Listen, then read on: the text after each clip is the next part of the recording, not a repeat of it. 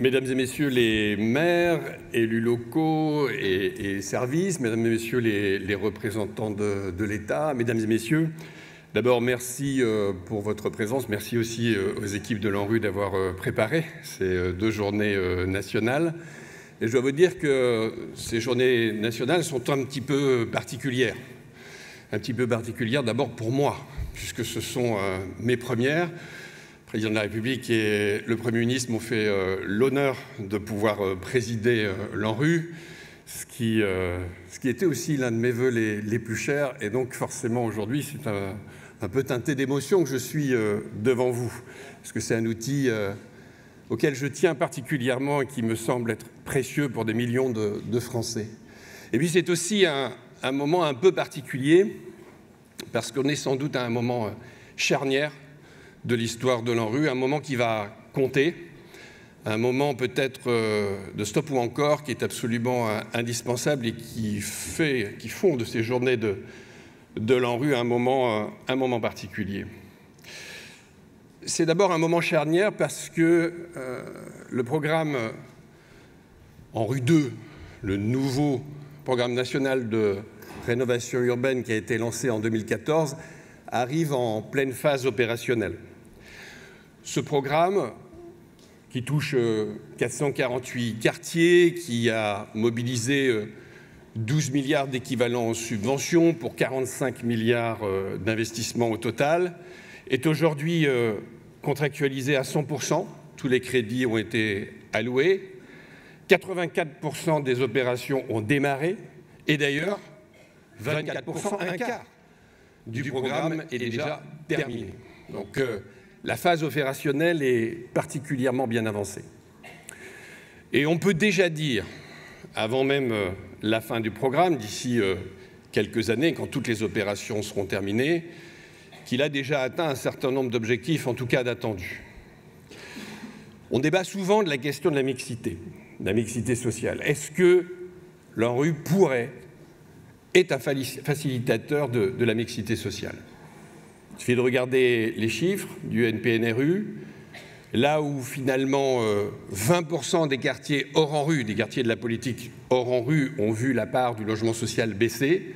Quand vous êtes dans un dispositif ANRU, c'est plus d'1 sur 2. Donc on voit que l'ANRU est un accélérateur de diversification du peuplement et de la politique de logement.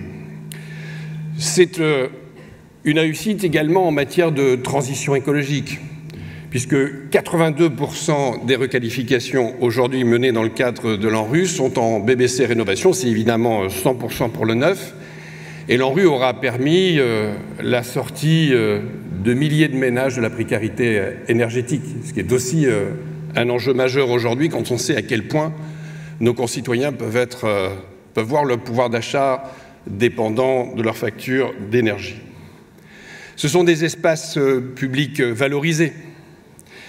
Ce sont des équipements publics, 1046 créés ou améliorés dans le cadre du NPNRU, des écoles, des centres sociaux, des centres de santé également, comme chez moi à Dunkerque. Et puis c'est aussi de l'emploi. D'abord de l'emploi d'insertion, 2,1 millions d'heures d'insertion en 2024, mais surtout, le NPNRU, c'est 439 000 emplois, c'est 2% du chiffre d'affaires du BTP en France, donc c'est aussi tout ça, le NPNRU. Et puis au-delà de tout ça, au-delà des chiffres, il se trouve que depuis que j'ai la présidence de l'ANRU, j'essaie de faire mon petit tour de France, j'essaie d'aller à la rencontre des élus locaux, des maires. Et qu'est-ce qu'à chaque fois ils me disent? Mais ils plébiscitent l'ANRU. Ils ont d'ailleurs eu l'occasion de l'exprimer dernièrement à travers une tribune, encore la semaine passée, et je pense que ce n'est pas terminé. Et à chaque fois, dans mes visites, hier j'étais à Grigny, mais avant à Créteil, à Lille, à Rouen, à Saint-Denis, à chaque fois, ces élus me disent leur satisfaction de l'ANRU. Ils disent d'ailleurs tellement leur satisfaction qu'à chaque fois que je dis « mais attention !» l'ANRU n'est peut-être pas immortel. C'est la surprise qui arrive sur leur visage en disant « mais bon, ça marche. Pourquoi on arrêterait quelque chose qui marche ?» Finalement, l'ANRU marche peut-être tellement bien qu'on a oublié de la défendre. En tout cas, aujourd'hui, il faudra s'en rappeler. L'ANRU, ça marche. C'est une politique efficace. C'est une politique efficace aussi parce que nous avons réussi à mettre finalement, avec une porte d'entrée unique, 3 partenaires majeurs de la politique de la ville, Action Logement, l'USH et l'État, rassemblés à travers une porte d'entrée unique pour avoir cette capacité d'intervention plus forte, une force de frappe plus importante sur les quartiers. C'est peut-être ça, le secret de l'ANRU, avoir cette capacité de regrouper ces acteurs avec à chaque fois une ambition démultipliée. Et puis, c'est une politique efficace pour un enjeu majeur. On ne parle pas ici de gadgets, on parle de la réalité de notre pacte républicain. On parle de donner les mêmes chances à nos concitoyens, quel que soit l'endroit où ils habitent, les mêmes chances d'accéder aux services publics, les mêmes chances d'accéder à un cadre de vie de qualité, les mêmes chances d'accéder à l'emploi, les mêmes chances de pouvoir accéder au diplôme. On est en train de parler de ça, ici. On n'est pas en train de parler de quelque chose optionnel dans notre pacte républicain. On est au cœur du pacte républicain. Et finalement, le NPNRU aura démontré qu'il y avait une politique efficace pour un enjeu de premier plan pour notre pays. C'est quelque chose qui me tient à cœur, vous le savez, je ne veux pas faire un long discours personnel, mais j'ai moi-même grandi dans un quartier populaire, 100% logements sociaux, mais un quartier populaire qui fonctionnait et qui m'a donné la chance de pouvoir m'épanouir dans la vie, en tout cas d'avoir un niveau éducatif qui me permettait de me réaliser après. Et bien, je voudrais que cette histoire, tous dans les quartiers populaires puissent la vivre. Et on est en train de parler de ça aujourd'hui, donc on est au cœur du pacte républicain. Donc évidemment, il faut aller au bout du nouveau programme national de rénovation urbaine. Pour aller au bout du NPNRU, il va falloir que chacun des acteurs tienne ses engagements. Action Logement, c'est pas mal, 35%. L'USH, c'est pas mal, 45%. Bon, il y a un partenaire qui est un petit peu en retard. Vous avez deviné qui c'est. Mais bon, quand j'ai eu l'occasion d'échanger avec le gouvernement, avec le Premier ministre, François Bayrou, avec François Rebsamen, avec Valérie Létard, avec Juliette Méadel, tous m'ont dit leur souhait d'honorer leur engagement, d'honorer la parole de l'État et de respecter les engagements qui seront les leurs. Rendez-vous est donc pris à la loi de finances initiale 2026 pour assurer effectivement le financement du NPNRU. Et je compte bien entendu sur le gouvernement pour y arriver et faire que l'État tienne sa parole.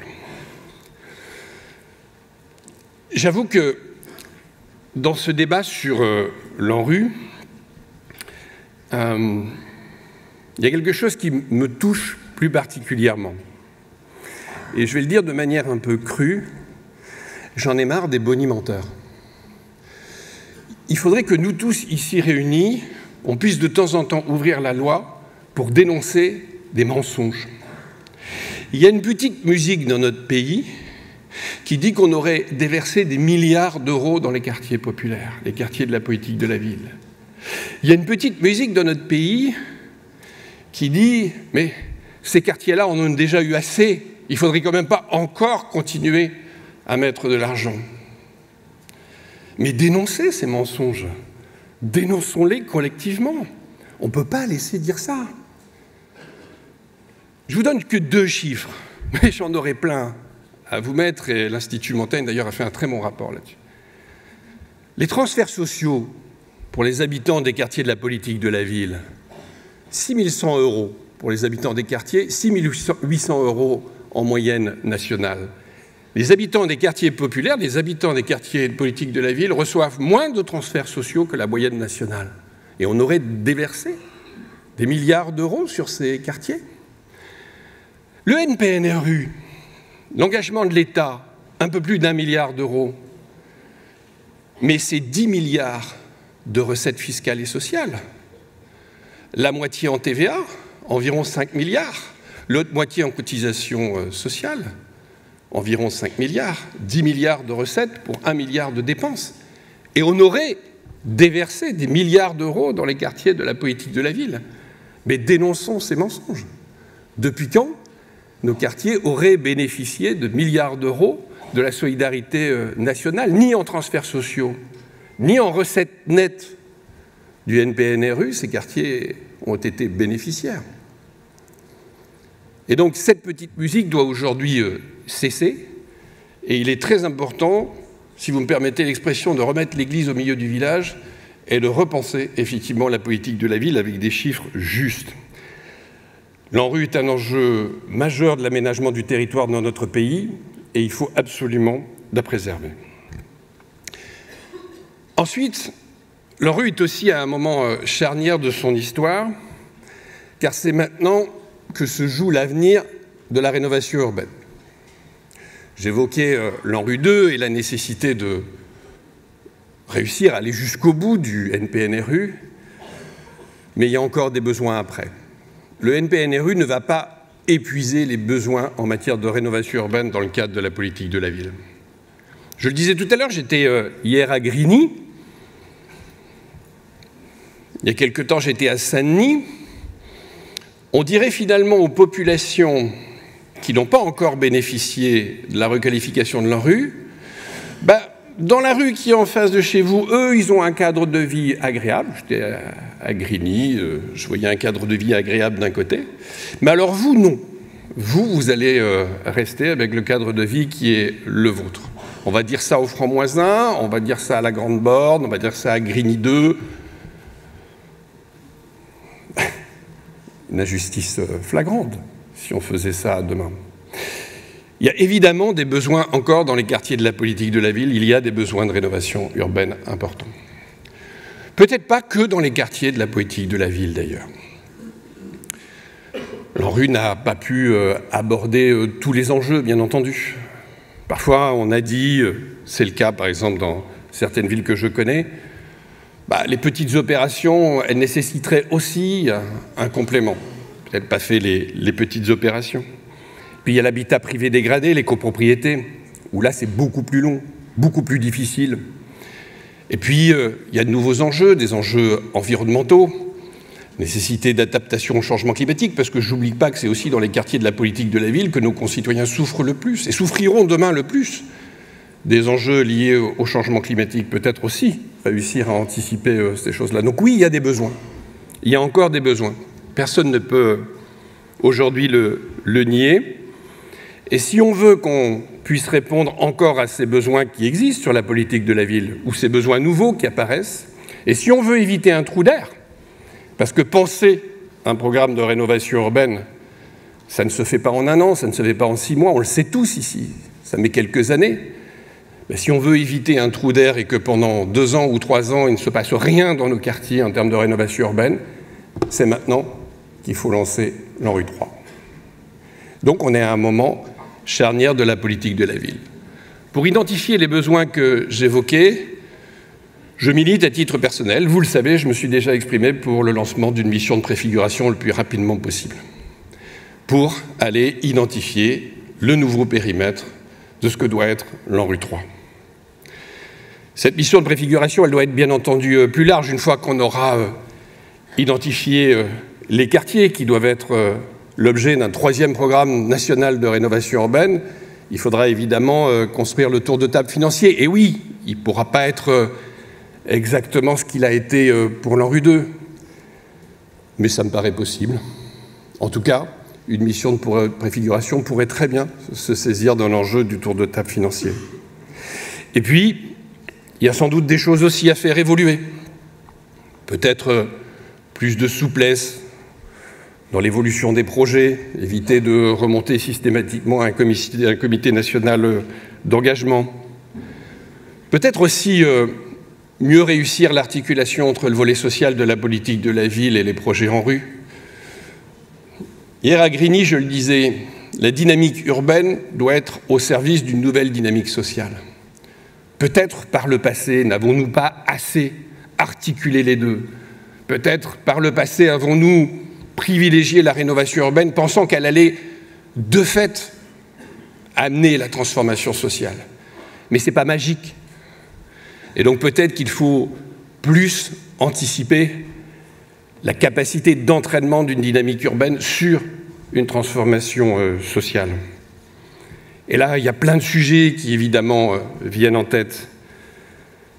L'éducation, l'insertion professionnelle, la sécurité, l'association des habitants, le vieillissement aussi des populations des quartiers, la santé mentale, le nombre d'adultes dans les quartiers aussi, qui ne cesse de diminuer pour plein de raisons. Tout ça, c'est des sujets que sans doute qu'il faut mieux relier demain au nouveau projet de rénovation urbaine qui pourrait faire l'objet d'un ANRU3. Vous connaissez donc maintenant mon point de vue sur l'ANRU et ma volonté de militer pour qu'on puisse aller au bout du NPNRU et qu'on puisse le plus rapidement possible enclencher une nouvelle phase de l'ANRU, un NNPNRU, mais en tout cas la volonté de pouvoir avancer au bénéfice de ces millions de Français qui vivent dans nos quartiers. Je voudrais juste vous dire un dernier mot. C'est merci et bravo. Merci et bravo parce que la politique de la ville, la rénovation urbaine, c'est du professionnalisme, mais pas que. Il faut un peu plus que ça, en réalité, pour les quartiers de la politique de la ville. Et si vous êtes là, dans cette salle aujourd'hui, c'est que vous êtes l'un de ces acteurs qui, au-delà de votre professionnalisme, a aussi un cœur militant. C'est ça, la politique de la ville, la rénovation urbaine. Parfois, on tombe dedans quand on est petit, mais parfois, on y vient parce qu'on sent que se joue là quelque chose qui est l'avenir de notre pays. Ce sentiment qu'on fait quelque chose d'un peu plus grand que d'aller chercher une fiche de paye à la fin du mois. Et je suis certain que dans cette salle, vous avez tous ce sentiment qu'en travaillant pour nos quartiers et les habitants de nos quartiers, vous faites quelque chose de bien plus grand pour ces personnes. Et donc je vous dis merci et bravo.